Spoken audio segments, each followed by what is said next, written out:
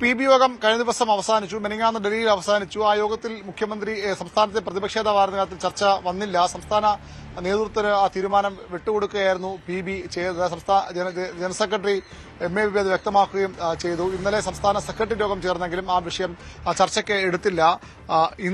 അടിയന്തരമായി തീരുമാനിക്കേണ്ട വിഷയമല്ല എന്നാണ് CPM-ന്റെ ഒരു പൊതു നിലപാട്. കാരണം മുഖ്യമന്ത്രി പോലും സംസ്ഥാനത്ത് വരെ ആരെന്ന് കോൺഗ്രസ് പ്രഖ്യാപിച്ചിട്ടില്ല. ഇന്ന് സംസ്ഥാന സമിതി യോഗം ഇന്നും നാളെയുമായി ചേരുന്നു. അതിന്റെ അജണ്ടയിലും ഈ പ്രതിപക്ഷ നേതാവ് തെരഞ്ഞെടുപ്പ് ഉൾപ്പെടുത്തിയിട്ടില്ല.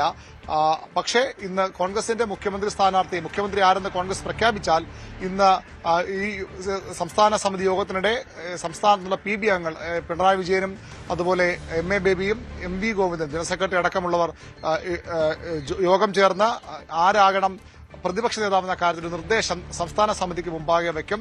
അത് സംസ്ഥാന സമിതി ചർച്ച ചെയ്ത് തീരുമാനം അംഗീകരിക്കുകയോ അല്ലെങ്കിൽ PBയുടെ തീരുമാനത്തെ ചോദ്യം ചെയ്ത് പുതിയൊരു പേര് നിർദ്ദേശിക്കുകയോ ചെയ്യും. നിലവിലെ സാഹചര്യത്തിൽ പിണറായി വിജയൻ തന്നെ പ്രതിപക്ഷ നേതാവാകാനാണ് എല്ലാ സാധ്യതയും. പിണറായിക്ക് മാത്രം കുറ്റം, ഈ തോൽവിയുടെ ഉത്തരവാദിത്വം പിണറായിയുടെ മേൽ മാത്രം ചാരാൻ കഴിയില്ല. അതിന് കൂട്ടുത്തരവാദിത്തമാണ് ഉള്ളതെന്ന ഒരു നിലപാട് നേരത്തെ CPM PB എടുത്തിരുന്നു.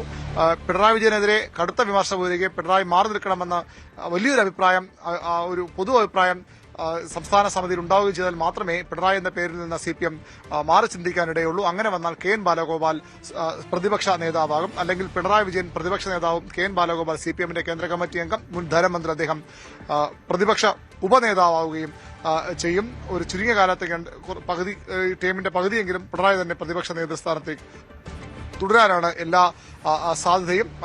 കടുത്ത വിമർശനവും അല്ലെങ്കിൽ പിണറായി മാറി നിൽക്കണമെന്ന ആവശ്യം വന്നാൽ മാത്രമേ മറിച്ചൊരു സാധ്യത CPM പരിശോധിക്കൂ. ഇപ്പോഴത്തെ സാഹചര്യത്തിൽ ഭരണത്തിനും അല്ലെങ്കിൽ മുഖ്യമന്ത്രി ശൈലിക്കുമെതിരേക്ക് വിമർശനം ഉയരാമെങ്കിലും പിണറായി മാറി നിൽക്കണമെന്ന ഒരു പൊതു അഭിപ്രായം സംസ്ഥാന സമിതിയിൽ ഉണ്ടാകാൻ ഇടയില്ല. ഏതായാലും തെരഞ്ഞെടുപ്പ് പരാജയം അവലോകനം ചെയ്യാനാണ് സംസ്ഥാന സമിതി യോഗം ചേരുന്നത്. ഇതിനുശേഷം ഈ സംസ്ഥാന സമിതി ഒരു അവലോകന റിപ്പോർട്ട് തയ്യാറാക്കാൻ സാധ്യതയില്ല. പകരം കീഴ്ഘടകങ്ങളോട് ചർച്ച ചെയ്ത് ബ്രാഞ്ച് തലം വരെ ചർച്ച ചെയ്ത് മുകളിലേക്ക് അവരുടെ നിർദ്ദേശങ്ങൾ, അവർക്ക് പറയേണ്ട കാര്യങ്ങളൊക്കെ അറിയിക്കാൻ നിർദ്ദേശം നൽകിയിട്ടുണ്ട്. അതിനുശേഷം ജൂൺ മാസമാകും CPM തെരഞ്ഞെടുപ്പ് അവലോകന റിപ്പോർട്ട് തയ്യാറാക്കുക.